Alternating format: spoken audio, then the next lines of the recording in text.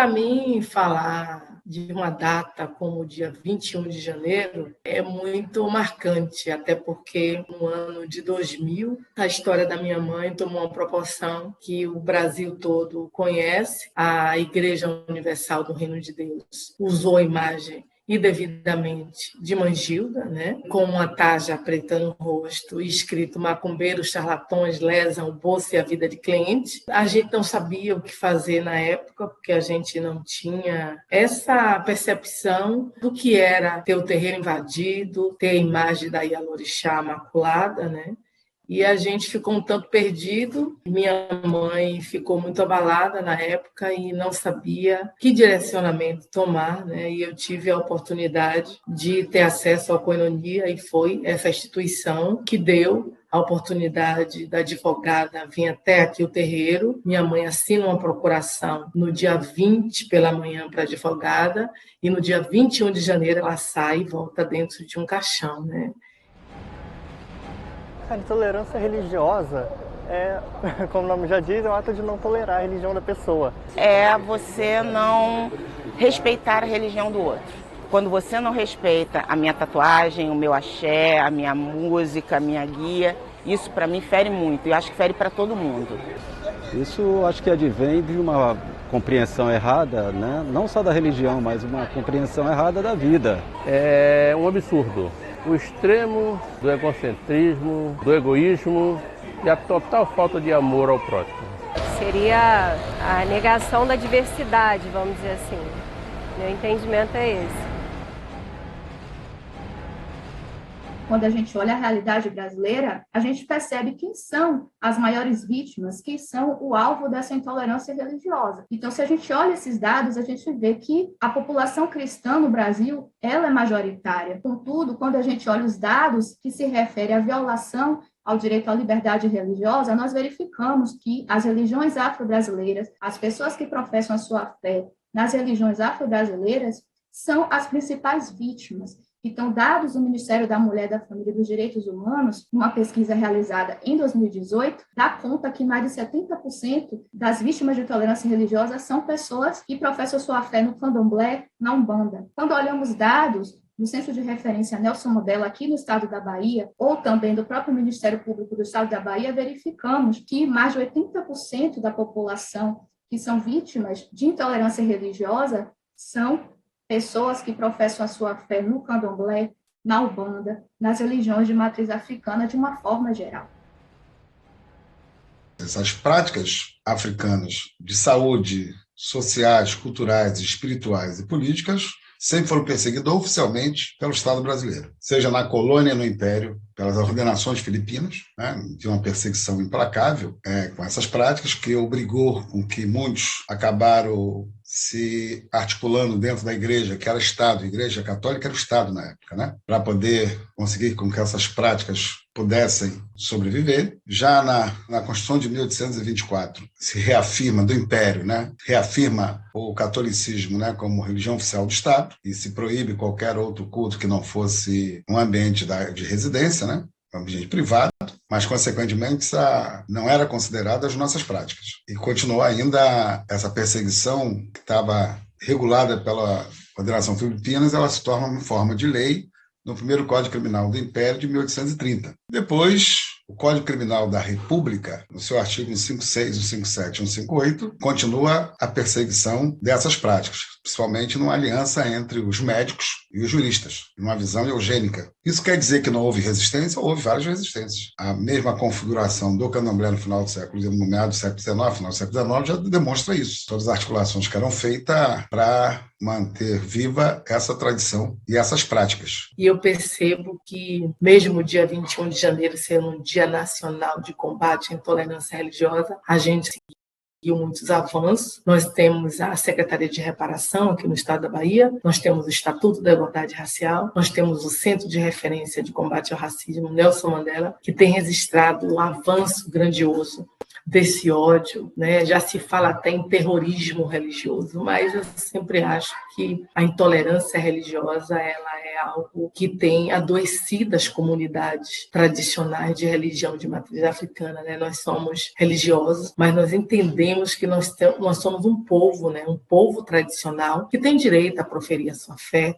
que tem direito ao alimento, e a gente recebeu, né, com muita dor todos os ataques que vários terreiros de candomblé têm passado, não só aqui no estado da Bahia, mas a gente teve o caso do terreiro de Mãe Baiana também, lá em Brasília. Nós tivemos vários casos de terreiros no Rio de Janeiro que foram invadidos, né, que foram depredados, que foram exterminados. E a gente entende que a gente precisa entender realmente que a gente tem que buscar políticas públicas para realmente coibir e acabar com esse tipo de ódio, de racismo, de intolerância religiosa e até de terrorismo, porque quando pessoas adentram o seu espaço sagrado e obrigam o Yalorixá a quebrar todos os seus pertences e os seus sagrados, isso é doloroso. A gente também tem percebido que nas redes sociais o ódio religioso, o racismo, a violência tem crescido muito, né? E eu acredito que 23 anos, esse ano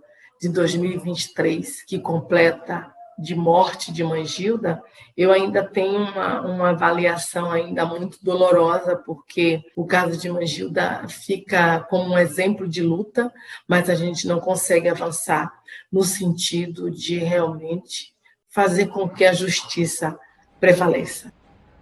A gente teve, no primeiro dia do ano, totalmente depredado por um homem que entra no terreiro, quebra tudo que é de candomblé, as coisas que não eram de candomblé ele não quebrou, e ele também entrou em outras casas e fez outros tipos de violência, mas ele entra no terreiro e ele quebra tudo que é de... Esse homem foi identificado porque ele deixou cair um documento dele dentro do terreiro, ele foi ouvido e ele foi liberado, e o argumento do delegado que não fez foi de que ele estava em surto e que não tinha cunho religioso. Mas por que ele entra num terreiro e quebra tudo que é de candomblé? As outras coisas ele não quebrou. Porque o que autoriza ele a entrar num espaço sagrado de outra pessoa e destruir elementos dessa religiosidade de matriz africana? Isso é o racismo. E esse é o meu homem negro. E a gente está falando de desconstruir racismo para todas as pessoas, porque o racismo ele fez um serviço muito bem feito no mundo inteiro. Todo mundo é racista. Todo mundo traz uma série de preconceitos e pressupostos a partir do outro que não é seu espelho. E nós, povo preto, a gente também precisa desconstruir o nosso racismo cotidianamente. Então, as religiões de matriz africana, elas são alvo constante disso. Os povos indígenas, eles são alvo constante disso. E se a gente tivesse mais espaços islâmicos aqui no Brasil e uma comunidade islâmica maior, provavelmente eles também seriam. Mas a gente está falando desse cotidiano. Os terreiros são depredados todos os dias, onde as pessoas são violentadas todos os dias por exercer sua fé, por vivenciar sua religiosidade. Então, a gente precisa discutir isso na nossa sociedade. Isso é urgente, isso é para ontem. Isso é uma questão de vida e de sobrevivência. Primeiro, eu não gosto da palavra intolerância religiosa, porque quando a gente fala de intolerância, a gente acaba tratando um sintoma e não uma doença. Intolerância é um sintoma do racismo. Aí a gente acaba lidando com as manifestações e não com a estrutura em si, que é o racismo religioso. Então, eu acho que não adianta ficar lidando o tempo todo com os casos, mesmo que juridicamente, se a gente não consegue chegar na estrutura racializada, entendeu? No nosso país, porque a estrutura não é racializada.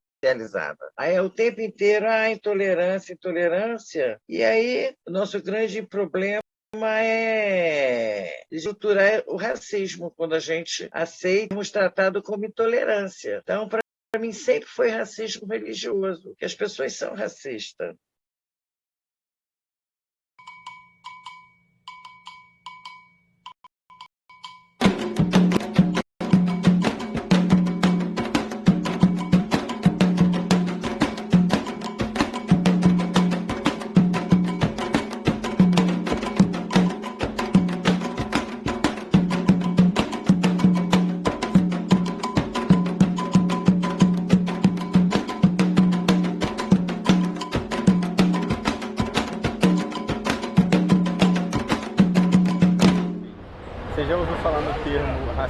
religioso significa alguma coisa para você? Não, nunca escutei esse termo, racismo religioso. E racismo religioso tem a ver com preconceito não só da raça, como também da origem da religião da pessoa também, né? Candomblé, Umbanda e com a raça negra, né? Eu vejo dessa maneira, sabe? Por que essa religião é demonizada? Será que, tipo, se ela fosse majoritariamente branca, ela seria, tipo, demonizada? Primera vez que escucho el término racismo religioso, me imagino que va a un tema de que un rechazo a la religión solo por la piel. Até o final dos anos 80, os terreiros de candomblé na Bahia precisavam pedir autorização policial para funcionar. E isso era feito na Delegacia de Jogos e Costumes. Quando a gente fala que a nossa Constituição de 88 estabelece e garante o direito à liberdade religiosa, e quando a gente olha na história e vê também que desde a proclamação da República o Estado brasileiro é laico, como explicar a violência praticada contra as religiões afro-brasileiras? Houve, no ponto de vista jurídico, inclusive, várias discussões que envolvem, por exemplo, esse tipo de crime, porque a intolerância religiosa é crime. Mas quando a vítima ela se dirige à delegacia para poder fazer a denúncia, ela tem muita dificuldade em fazer o registro da ocorrência. Em muitos casos, é tipificado como injúria racial, né, qualificada aí pelo preconceito, especificamente no que se refere à religião. Só que muitos desses casos também são caracterizados como racismo. E aí, qual é o critério que se utiliza para poder tipificar o crime? Então, isso foi uma discussão, né, que se deu e uma luta, né, do movimento negro, no sentido de que a injúria racial hoje, ela também é inafiançável, é imprescritível, tal como o crime de racismo. Então, o que vai diferenciar é justamente esse tipo de crime, né, porque a injúria racial está muito mais ligada à honra, né, está ligada ao aspecto subjetivo do sujeito, enquanto que o racismo ele está direcionado à discriminação por conta da religião. E quando nós analisamos no sentido mais abrangente, a intolerância religiosa é um termo que vai englobar e abarcar todas as denominações religiosas. Então, toda pessoa que professa a sua fé, ela pode vir a ser vítima da intolerância religiosa. Hoje nós temos, né, a Lei 7.716 de 89, que é a Lei CAO, que é uma lei que vai tratar sobre os crimes de racismo, e ela vai, no artigo 20, a discriminação também pelo aspecto da religião. Engraçado, eu não consigo ver muito essa diferença, eu pelo menos não. Eu acho tudo bem, remete às matrizes africanas, mas tem muito branco também nas matrizes africanas. Então não é uma coisa só de preto. E é importante a gente pensar que o racismo religioso ele não é uma questão que é única e exclusiva da religião de matriz africana, mas ela precisa ser compreendida, o racismo religioso precisa ser compreendido como um processo de ataque à religiosidade baseado em etnias, raças diferentes, antes da hegemônica. E aí, o que é divergente da hegemônica? O não branco, o não cristão. Então, nesse sentido, a religião de matriz africana se enquadra, os povos originários se enquadram, o Islã se enquadra e outras etnias, outros grupos também se enquadram nisso. É importante a gente pensar isso porque a gente precisa ultrapassar essa visão de que a luta contra o racismo é uma luta do povo preto. A luta contra o racismo é uma luta de quem não é branco. Já se vinculou muito a esse tipo de coisa, de ser uma coisa de preto. Quem ainda vincula isso tem uma cabeça totalmente atrasada. Existe, eu acho que é uma coisa maior. É a questão de você não ser o católico, não ser o evangélico, mas você reverenciar Exu. Por isso que no carnaval do ano passado foi espetacular a Grande Rio ter ganho. Aquilo ali quebrou um paradigma imenso. Exu deixando de ser aquela coisa demoníaca, ai meu Deus. Então isso também contribui tanto para a intolerância quanto para esse preconceito. Eu não acredito que só o determinismo de racismo religioso vai dar conta da complexidade que é a intolerância religiosa. É uma face da intolerância religiosa. Talvez para os cultos afro-brasileiros, pode até ser uma resposta, pode ser construída aí, mas e os outros? E as outras atitudes? Eu tenho trabalhado mais com a intolerância religiosa, ela me dá uma visão mais ampla, até para discutir alianças possíveis, porque temos minoria na sociedade. Nós somos minoria numérica. Uma minoria numérica não pode ir para o isolamento. Nós temos que fazer com que as outras pessoas passem a achar que esse é um problema de todos. Eu chamo a atenção, quanto negro nós somos maioria na sociedade brasileira, quanto negros, como candomblessista, não. Você tem um percentual muito grande de negros evangélicos. E aí, como é que você sensibiliza? Aqueles que acabam contribuindo para a perseguição da cultura, da prática dos seus ancestrais. Como é que você sensibiliza? Do ponto de jurídico, as duas expressões vão dar conta de uma por conta da religião ou de uma injúria racial por conta da religião, aí tem que se avaliar o caso concreto, até porque o próprio Código Penal em si, né, a gente está falando da injúria racial, mas existem outros crimes que o Código Penal também trata no que se refere à matéria religiosa. Então, tem os crimes contra o sentimento religioso, por exemplo, que é uma matéria específica, mas está dentro, né, do Código Penal. Então, são várias nuances, né? É necessário se observar o caso concreto para se avaliar qual vai ser o tratamento jurídico adequado para aquela questão. Mas tanto um quanto o outro vai estar dentro dessas normas específicas. Então, vai ser muito mais uma construção narrativa, né, do que se pretende explicar a partir da demanda específica. Bom dia, a paz do Senhor para todos. Sou missionária jordelina, né? Eu fui abordada para falar sobre intolerância religiosa.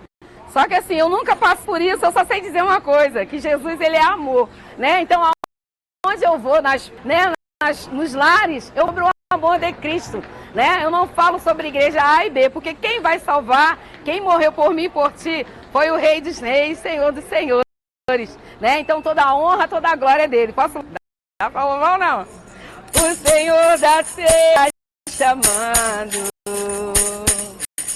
quem quer por mim a procurar, aleluia. Almas que no mundo vão chorando, em da salvação participa, aleluia.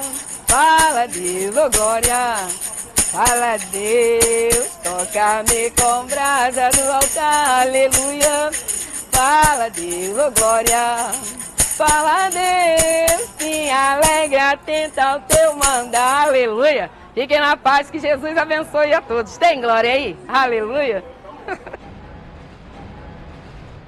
E assim, o que eu mais quero é que Iemanjá, ela ilumine nossa cabeça, nos dê equilíbrio e nos dê sabedoria para nós conduzirmos da melhor forma possível a nossa vida e a vida de todos aqueles que dependem de nós. Eu tenho 20 anos da morte da minha mãe, 23 anos que eu tenho essa relação com o coinonia, e isso é muito importante, isso é muito forte para mim, porque me fortalece muito. Aí eu queria deixar uma proteção, né, para todas essas pessoas, instituições, seres humanos de outros segmentos que conseguem ter sensibilidade, né, essa história tão dolorosa de Mangilda, que se tornou um marco de luta, né? Mangilda, ela é inspiração para mim, é inspiração para outras mulheres. Aí, como eu sou de Oxum, ora aí, Oxum, Cafidéria Mãe, Majacurabá, Tutuquebinquela, Pandaoce, e saúdo todas as ancestrais femininas, mulheres e as que me intercederam. Ora aí, Oxum.